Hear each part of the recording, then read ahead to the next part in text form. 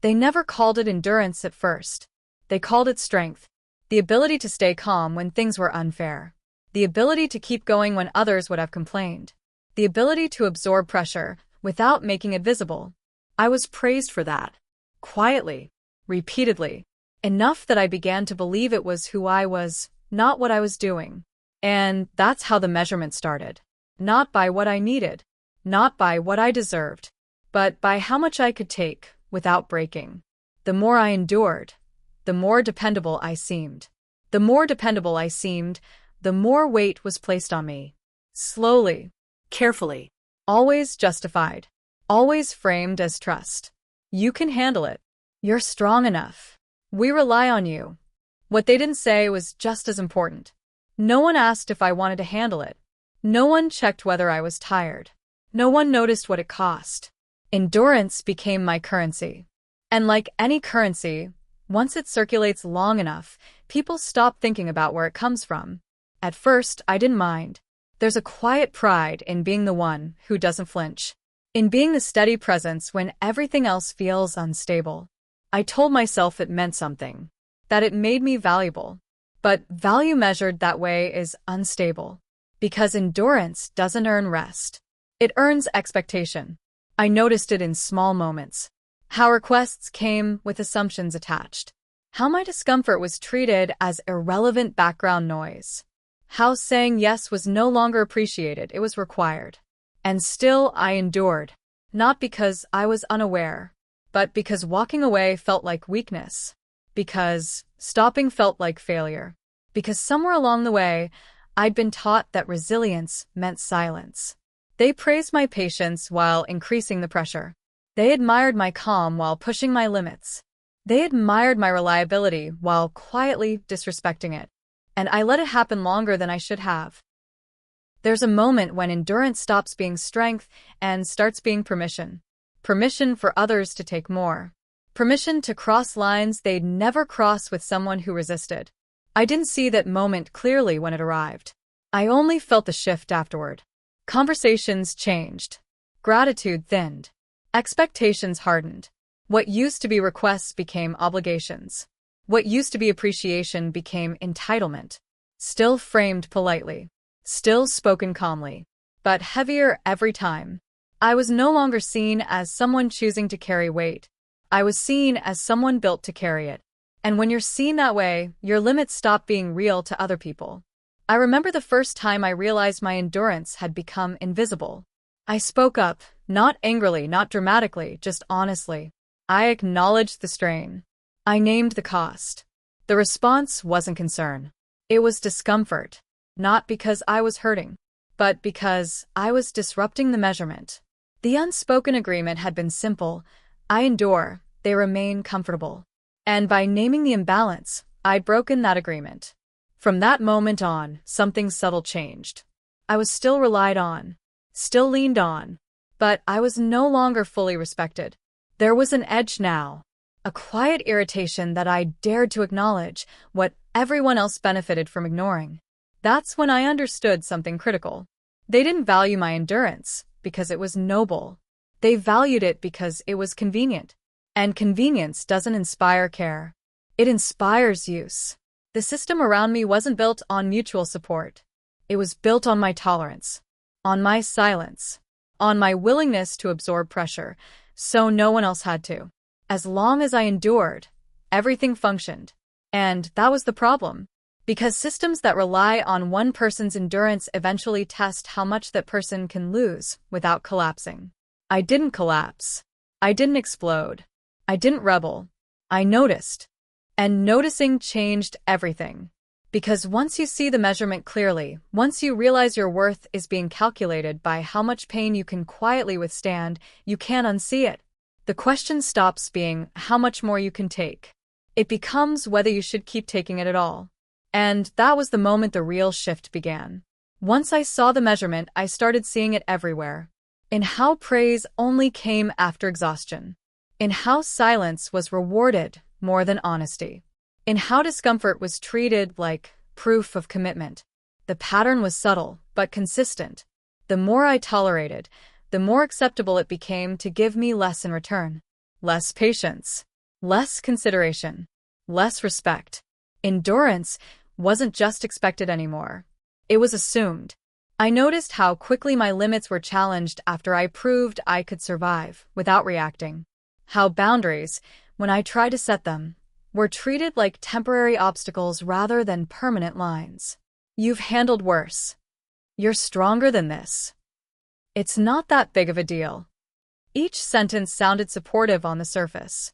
Underneath, they all carried the same message. Your discomfort doesn't matter as much as our convenience. At first, I pushed back gently. I tried to explain without accusing. I softened my language. I framed my needs as requests instead of rights. And every time I did, something interesting happened. They listened just enough to appear reasonable, then continued exactly as before. That's when I realized the truth. No one says out loud. Endurance, once proven, becomes expected. And expected endurance becomes invisible. I wasn't being ignored because they didn't hear me. I was being ignored because acknowledging me would have required change. So, instead, they reframed. I was told I was being sensitive, that I was overthinking things, that I should be proud of how much I could handle. They turned my limits into flaws and my exhaustion into attitude. And slowly, without anyone ever saying it directly, the story shifted. I wasn't just strong anymore. I was difficult when I wasn't. The respect I thought I'd earned had conditions attached. As long as I kept absorbing pressure quietly, I was admired. The moment I hesitated, I became inconvenient. That's a dangerous position to be in, when your value depends on your tolerance. Because tolerance has no ceiling. I felt the erosion in small ways. In how my time was treated as flexible. In how my energy was assumed to be endless. In how my emotional reactions were monitored more closely than the behavior that caused them. They didn't ask why I was tired. They asked why I couldn't handle it like before. And that question lingered. It lingered in conversations where my needs were brushed aside. In moments where empathy stopped just short of requiring action. In the growing gap between how much I gave and how little that effort was acknowledged. I started to feel something new beneath the exhaustion. Resentment. Not loud. Not explosive. Quiet. Controlled. The kind that builds when you realize you're being measured by how much you lose without complaint. That resentment scared me more than the fatigue ever did. Because it meant endurance was no longer strengthening me. It was hollowing me out. And still, the system kept functioning. Because from the outside, nothing looked broken. I was still reliable. Still composed. Still showing up. That's the illusion endurance creates. It hides damage so well that everyone forgets damage is being done. But inside, something had shifted. I stopped asking how much more I could tolerate. I started asking why tolerance had become the standard in the first place. And once that question formed, it refused to stay quiet. Because when endurance is used as a metric of worth, dignity slowly disappears from the equation. And I could feel my dignity slipping, not because it was taken from me, but because I'd been trained to trade it away. The realization didn't make me act yet, but it changed how I listened, how I responded, how I endured. And for the first time, endurance felt less like strength and more like a trap. Once endurance started to feel like a trap, everything around it became louder. Not the people, the patterns. I noticed how quickly pressure showed up whenever I tried to slow down. How the moment I didn't respond immediately, someone else's urgency suddenly became my responsibility. How delays were interpreted as neglect, not neutrality. There was no space to simply exist without proving something. I realized I was constantly being evaluated, even in silence. Not for effort, but for compliance. For how smoothly I absorbed stress. For how little resistance I offered when expectations shifted without warning. That's when I understood the unspoken rule. As long as I endured quietly, I was considered mature. The moment endurance wavered, my character was questioned. It was never about capacity. It was about control. They didn't need me to succeed. They needed me to stay manageable. I started paying attention to how often my endurance was invoked whenever accountability approached someone else. How quickly attention redirected toward my reaction instead of the behavior that caused it. How my calmness had become a shield for other people's choices. If I stayed calm, the issue dissolved. If I spoke up, the issue became my tone. And that's how endurance becomes manipulation without ever raising its voice. The more I noticed, the harder it became to unsee. Every interaction carried a subtle expectation that I would absorb discomfort on behalf of everyone else. That I would normalize what shouldn't have been normal. That I would keep things running by quietly accepting what was unfair. And I had been doing it so long that they assumed I always would. That assumption made my restraint feel threatening. I wasn't refusing outright. I wasn't confronting anyone directly. I was just pausing. Taking time. Choosing when to engage instead of reacting automatically. That alone was enough to unsettle the balance. They started asking questions that weren't really questions. Is something wrong with you? Why are you acting like this? You used to handle things better. Each one carried the same demand. Return to the version of yourself that made this easy for us. But I couldn't. Not because I was angry. Because I was awake. Endurance had trained me to survive discomfort, not to question it. And once I started questioning it, the entire system felt fragile.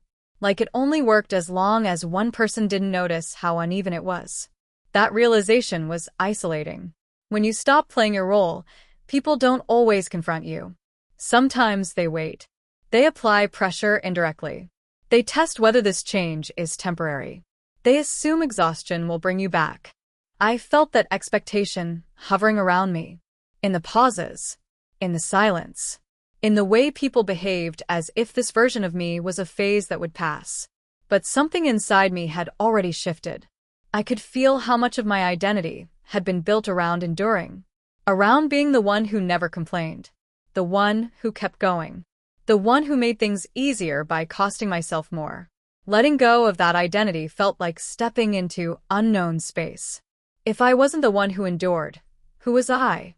That question scared me more than their disappointment ever could. Because endurance had given me purpose. A role. A reason to be needed. Without it, I risked becoming unnecessary. And systems built on endurance don't reward unnecessary people. They resist them. I could sense the resistance growing. Not openly. Quietly. In how my words were received with less patience. In how my presence felt less welcome when I wasn't performing. But beneath that resistance was something else. Uncertainty. They didn't know how to engage with me without the old measurement.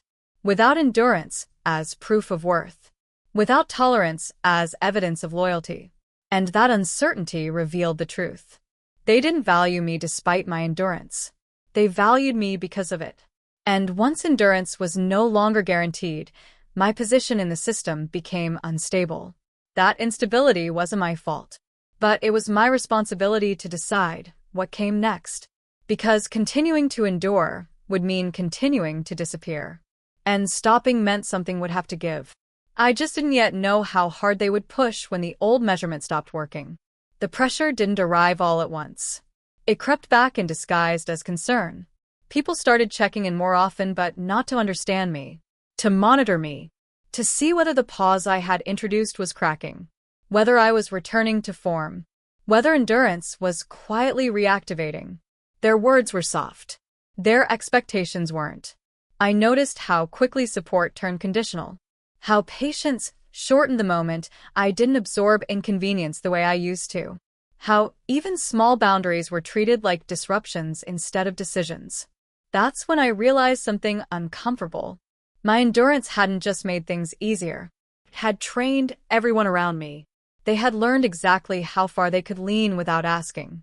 How much could be placed on me without explanation. How often pressure could be redirected my way without consequence. And now, without announcing it, I had stopped reinforcing that training. The system didn't collapse immediately.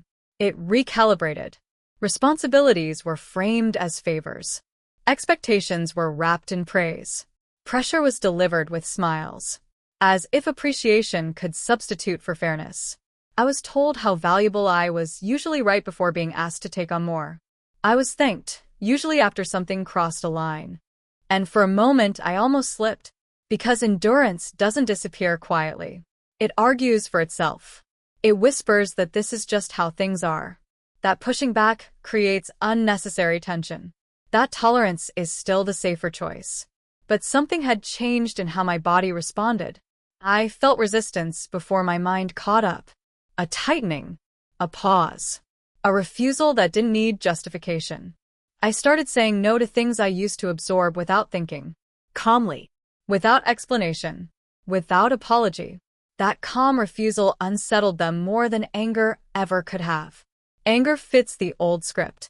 Silence with boundaries does not. They didn't accuse me directly. They adjusted their tone. Became more careful with their words. As if navigating unfamiliar terrain. But underneath that care was calculation. They were testing how solid this change was. How much endurance was still accessible if they applied the right pressure. So they escalated in subtler ways. They delayed responses. Withheld information. Created small inconveniences that only became problems if I didn't intervene. Situations designed to force my old instincts back into action. Fix it. Smooth it over. Carry it quietly. And for the first time, I didn't. I let things remain unresolved. I let discomfort exist without rescuing it. And something interesting happened. The discomfort didn't disappear. It moved. People who had relied on my endurance started feeling the weight of what I had been carrying. Deadlines became their stress. Confusion became their problem. Emotional labor stopped being invisible. That shift exposed something I had never been allowed to see. They had mistaken my endurance for capacity. They thought I could handle more because I always had. They never asked whether I should. Now, without my quiet intervention, inefficiencies surfaced. Tension sharpened. Cracks that endurance had been sealing for years began to show. And suddenly, my restraint was reframed as selfishness. I was told I was being distant, less cooperative, harder to work with, not because I had changed my values, because I had changed my availability. That's when it became clear. My worth had never been tied to who I was, only to what I absorbed. And when I stopped absorbing, the narrative shifted. I wasn't dependable anymore. I wasn't flexible. I wasn't the same. They said that last part often. You've changed. They meant it as a warning. But I heard it as confirmation. Because the version of me they preferred was the one that endured without question. The one that made their lives easier at my expense. The one who confused tolerance with loyalty. That version wasn't gone yet. But it was no longer in control. I could feel the tension building, not just around me, but within the system itself. Like something held together by my endurance was starting to strain under its own weight. And systems don't adapt willingly. They push back. Harder. Soon, the pressure would stop being subtle. And when it did, I would have to decide whether endurance was something I was willing to give up, even if it meant losing my place entirely. The pushback didn't announce itself. It arrived disguised as disappointment. Not loud, not confrontational, just a quiet shift in how I was treated. Conversations shortened. Invitations thinned out. My presence stopped being assumed and started being negotiated. And that was intentional. When endurance stops being available, the first strategy is emotional correction. Make the person feel out of sync. Make them feel like the disruption. I could sense it in the pauses before replies. In the way concerns sounded less like care and more like assessment. In how often my decisions were met with silence instead of acknowledgement. Silence is a powerful tool when it's used to punish change. They weren't asking me to return to my old role. They were creating a vacuum where that role used to exist, hoping I'd step back into it just to restore equilibrium. For a long time, I would have. I was trained to fix atmospheres, to resolve tension even when it wasn't mine, to read discomfort and treat it as a call to action. Now, I was treating it as information instead. And the information was clear.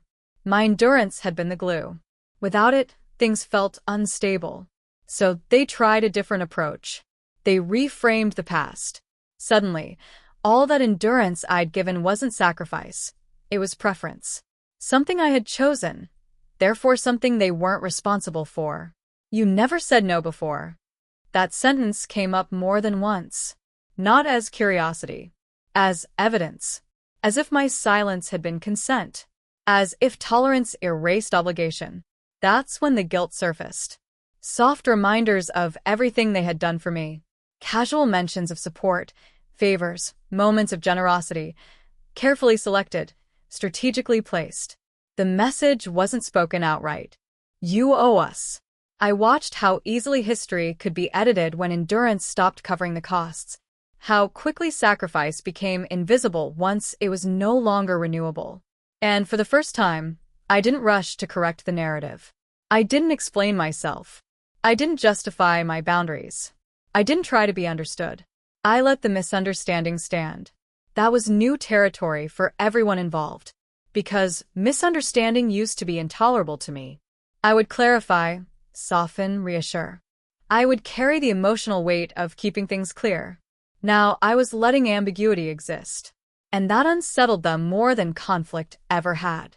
Without my explanations, they were forced to sit with their assumptions. To question whether their expectations were reasonable or merely familiar. Some reacted with frustration. Others with distance. A few tried one last tactic. Urgency. Sudden problems. Time-sensitive issues. Situations framed as emergencies that only I could resolve quickly and quietly. It was a test.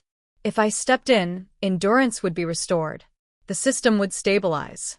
The old measurement of my worth would quietly resume. I felt the pull of it immediately. That instinct doesn't disappear easily. It's built through repetition. Reinforced through praise. Rewarded through relief. But I didn't move. I acknowledged the situation. I didn't absorb it. And something fractured in that moment. Not dramatically. Internally. I realized endurance had been my way of staying connected. Of staying relevant. Of staying safe. Removing it meant risking detachment. And that fear was real. Because endurance doesn't just protect others from discomfort. It protects you from abandonment. Sitting with that truth was harder than saying no. But I stayed there anyway. And the longer I stayed, the clearer something became. The connections that relied on my endurance were weakening. Not because I had become cold, but because they had never learned to hold their own weight. That realization came with grief. Not anger. Not triumph. Grief. For the version of me that believed endurance was the price of belonging. For the years spent mistaking tolerance for value. For the quiet deals I never agreed to, but always honored. I didn't confront anyone. I didn't need to. The shift was already doing the work. And the more the system struggled to recalibrate, the more obvious it became someone was going to be blamed. Because systems built on endurance don't collapse gracefully. They look for a fault line. And I could feel it forming. Blame doesn't arrive all at once. It leaks in. Through tone. Through implication. Through subtle shifts in language that reposition you without ever naming it directly. I started noticing how often my absence was mentioned. How situations were framed around what wouldn't have happened if I'd been more available. More flexible. More like I used to be. Nothing overt. Just enough to plan a narrative. Discomfort needed an explanation. Instability needed a cause. And slowly, that cause became me. I was no longer the one who endured. I was the one who complicated things. Who made everything heavier by not stepping in. It was fascinating to watch. The same behavior that once made me reliable now made me difficult, simply because it stopped being automatic. That's when I understood something critical. Endurance doesn't just create dependence. It creates entitlement. When people get used to your capacity, they stop seeing it as effort. They experience it as access. And when access is removed, they don't ask why. They accuse. I could hear it in the phrasing. You've changed. You're not as supportive as you used to be. This isn't like you. Each sentence sounded observational, neutral, reasonable. But underneath it was a demand to return to form. To prove I was still safe. Still useful. Still willing to carry more than my share. I didn't respond the way I once would have. I didn't promise improvement. I didn't reassure them this was temporary. I didn't explain my internal process. I let the discomfort stand on its own. That silence forced a reckoning. Because without my endurance smoothing things over, patterns became visible. Tension lingered. Conflicts stretched longer. Responsibilities landed where they had always belonged, just never stayed before. And some people didn't like what they saw. They weren't angry at me. They were uncomfortable with themselves. That realization changed how I heard everything. The criticism stopped sounding like feedback and started sounding like withdrawal symptoms. I wasn't being punished for doing less. I was being punished for no longer absorbing the excess. Once I saw that, something loosened inside me. I stopped taking the blame, personally. I stopped trying to correct perceptions. I stopped defending my character against expectations I had never agreed to. Instead, I paid attention. Who adjusted? Who resisted? Who disappeared when endurance was no longer on the table? The pattern was unmistakable. Those who valued me as a person stayed curious. They asked questions. They adapted. Those who valued me as a function grew cold, distant, indignant. And the space between those two groups widened quickly. There was a moment, quiet, almost forgettable, where someone said, "We just don't know how to deal with you anymore." They meant it as criticism. I heard it as confirmation. Because what they couldn't deal with wasn't me. It was the absence of access. For years, my endurance had made things predictable. It allowed others to avoid discomfort, accountability, and recalibration. Now, unpredictability had entered the system. And unpredictability forces honesty. Not everyone was ready for that. I felt the urge to soften again, to reassure, to smooth things over before the distance became permanent. That urge was familiar. It had kept me connected for a long time, but it had also kept me contained. So I let the distance grow. Not out of spite, not out of pride, out of clarity. Because the longer I withheld endurance, the clearer it became. This wasn't about effort. It was about identity. I was no longer willing to be measured by how much I could take. And systems built on that measurement don't negotiate. They either adapt or they retaliate. And the retaliation was just beginning. Retaliation doesn't always look aggressive. Sometimes it looks like concern. It showed up as questions framed like care, but shaped like surveillance. Subtle check-ins that weren't about how I was doing, but about whether I was still reachable, still responsive, still available on demand. I noticed how often conversations circled back to my limits. Not to understand them, to test them. A request would come wrapped in nostalgia. A reminder of how things used to work, how easy it was when I didn't hesitate. And when I didn't move immediately, the tone shifted. Confusion first, then disappointment. Then something colder. I wasn't being asked anymore. I was being evaluated. Every boundary became evidence. Every pause, a data point. They weren't trying to reconnect with me. They were trying to reestablish leverage. And I could feel the pressure building, not loud, not dramatic, but constant. A low hum of expectation that never fully shut off. This was the most dangerous phase. Because nothing looked abusive. Nothing crossed an obvious line. It was all reasonable on the surface. And that's exactly why it worked for so long. Endurance had trained me to doubt myself. To assume discomfort meant I was failing somewhere. To interpret pressure as proof that I owed something. So when the guilt returned, it felt familiar. Comforting even. That's when I realized how deep the conditioning ran. I wasn't missing them. I was missing the clarity of my role. When you're the one who endures, your value is obvious. Your purpose is clear. You know exactly what's expected of you. Boundaries remove that clarity. And uncertainty can feel like loss. They sensed that hesitation. They leaned into it, not by demanding more, but by reminding me of what I used to be. Reliable, strong, selfless. They spoke those words like compliments, but they landed like constraints. Because none of them described who I was. They described what I provided. I started responding differently. Not defensively. Not emotionally. Just honestly. I can't do that. That doesn't work for me. I need to think about it. Each sentence was calm, neutral, unapologetic. And each one disrupted the dynamic further. I could see it happening in real time. The more grounded I became, the more unsettled the system felt. People who were used to emotional access now had to tolerate ambiguity. They didn't know where they stood anymore. And instead of adjusting inward, they pushed outward.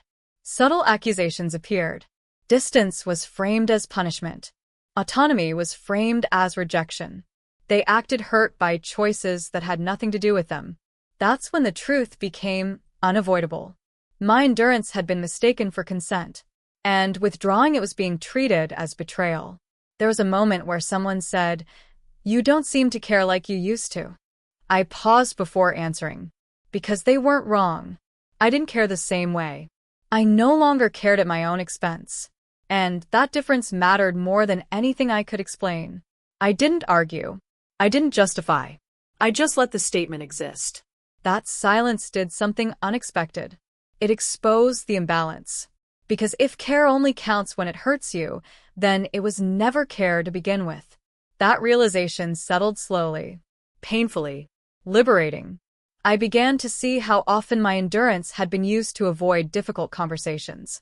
How my flexibility had allowed others to remain rigid. How my patience had protected people from ever having to change. Without it, the truth came forward. Some relationships were built on mutual respect. Others were built on my willingness to absorb. The difference was impossible to ignore now. And for the first time, I didn't rush to fix that divide. I let it widen, because clarity requires space. And I was finally willing to tolerate that space, even if it meant losing what had only existed because I never said no. What I didn't know yet was this. The system wasn't done responding. When guilt stopped working, it would try something else. And that next move would reveal exactly how conditional my value had been all along. By now, the tension was undeniable. The calm refusal to endure like before had created ripples throughout the system. What used to flow smoothly, requests, expectations, obligations, now hit resistance. And resistance, when unexpected, makes people uncomfortable in ways they don't like to name. I began noticing patterns I had ignored for years. How subtly they had leaned on my endurance. How they had grown dependent on my ability to absorb strain, both emotional and practical. And how quickly everything felt unstable once that absorption stopped. They tried new approaches, appeals to loyalty, gentle reminders of past sacrifices, moments framed as nostalgia. Remember how things used to be? Each carefully delivered, each designed to trigger my old reflexes. But I had changed. I no longer needed nostalgia to respond. I no longer needed guilt to act.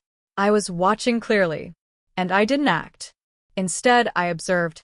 I noticed how endurance had been mistaken for strength, how it had been praised while simultaneously used as leverage, how my patience had been exploited as a resource that could be drawn on endlessly without replenishment.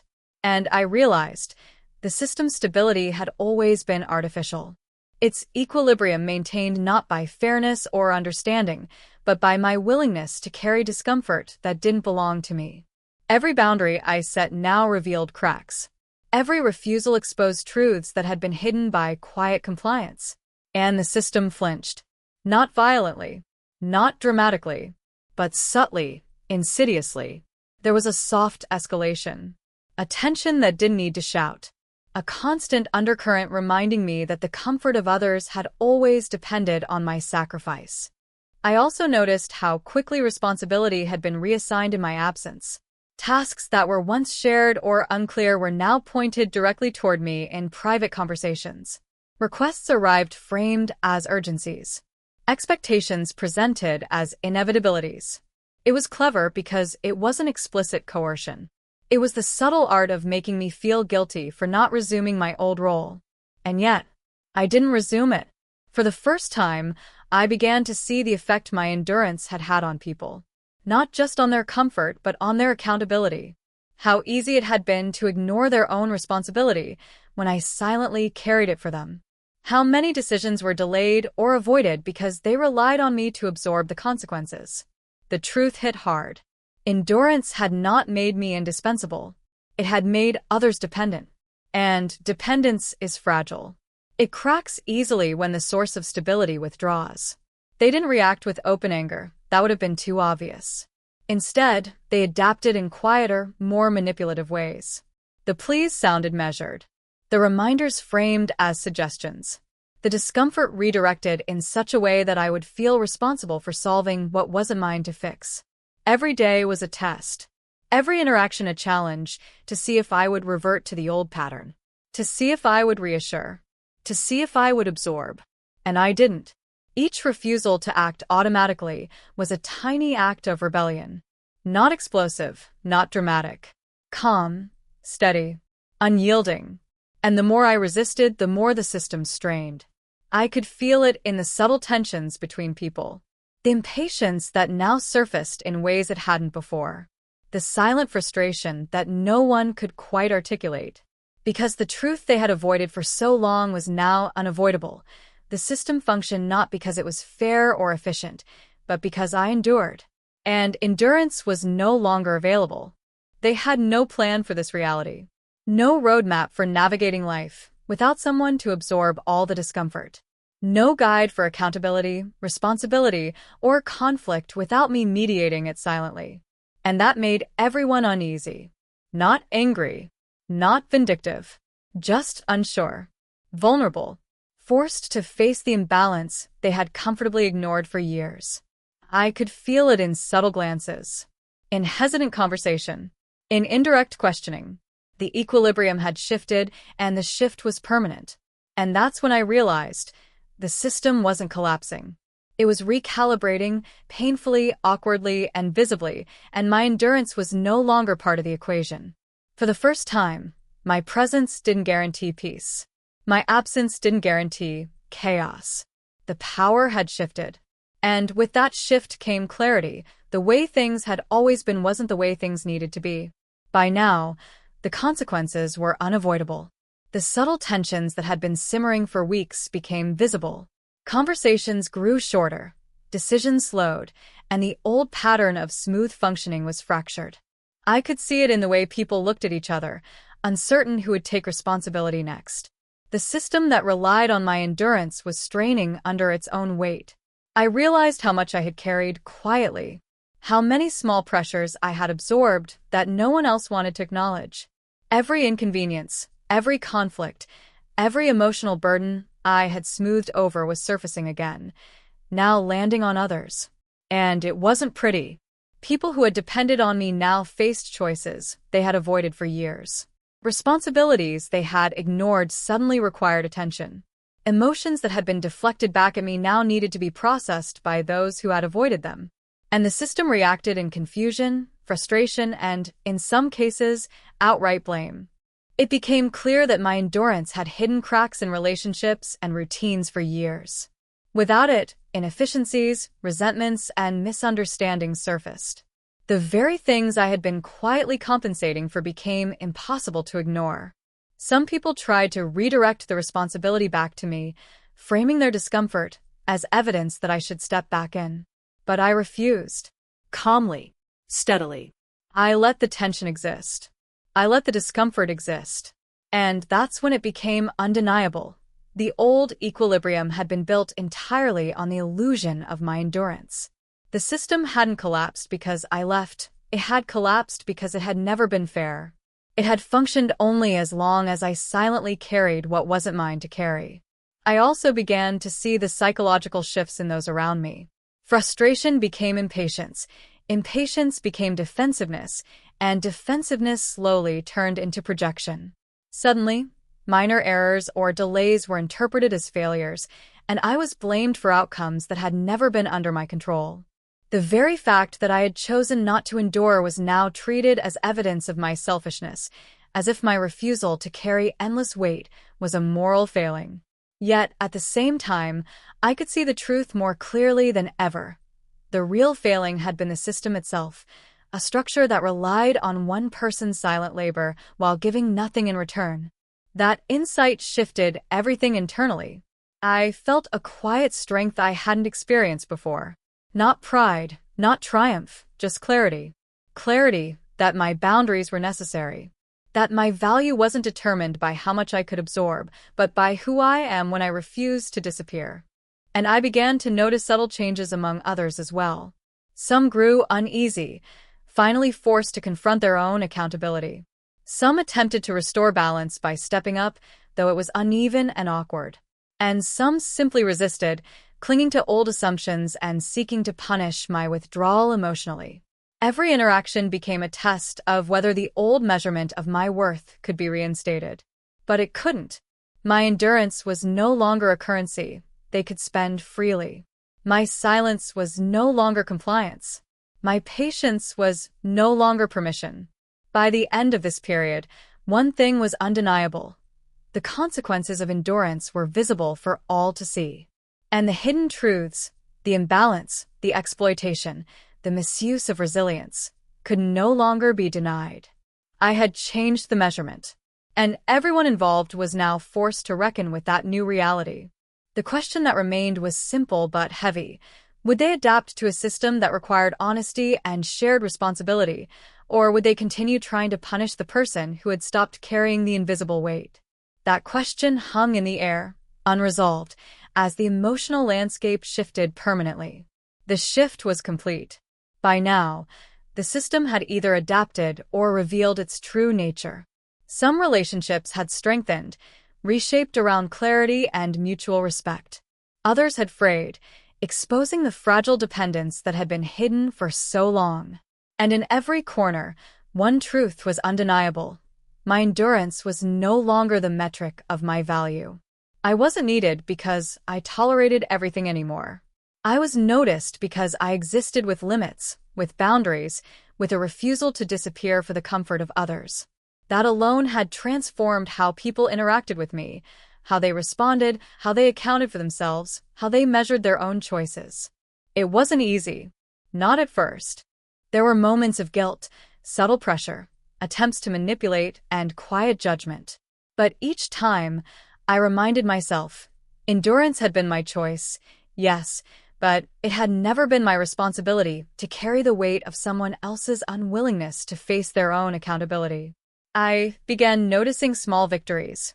Conversations where my boundaries were respected without negotiation, moments when responsibilities were shared rather than assumed to land on me, and instances where honesty replaced expectation. Not every situation was perfect, and not every person adapted gracefully. But the system had changed, and that was significant. I also noticed how calm refusal, when applied consistently, becomes a force stronger than compliance. Without anger, without rebellion, without drama, boundaries shift dynamics in ways that cannot be ignored. The weight that once accumulated in silence now redistributed naturally, forcing everyone to reckon with what had been hidden. And I understood something vital. This wasn't about winning. It wasn't about proving strength. It was about reclaiming agency, about refusing to let my worth be measured by how much I could endure at someone else's convenience, about existing without being consumed. There was a price. Some relationships didn't survive. Some expectations didn't resolve. Some people resented me for refusing to remain the same. But the clarity I gained, the self-respect, the honesty, the recognition that my value is inherent, not conditional, made the cost bearable. I looked back on all those years and realized endurance had been useful, yes, but only when chosen freely. When assumed, it became a trap. When demanded, it became invisible labor disguised as virtue. And when withdrawn calmly, it became revelation. So, I made the choice to stop proving my worth through tolerance. I made the choice to stop disappearing for the comfort of others. And in doing so, I changed everything, not with anger or confrontation, but with steady, unyielding clarity. The moral is simple, yet often overlooked. Your value is not measured by how much you carry silently. Your dignity is not tied to tolerance. And the moment you stop being the vessel for everyone else's convenience, you allow the truth of relationships, of systems, of yourself to surface. So I ask you, as you reflect on this story, have you ever been valued only for what you silently endure? And if so, what happens when you stop enduring? Because sometimes, refusing to carry what isn't yours is the most radical act of honesty you can commit.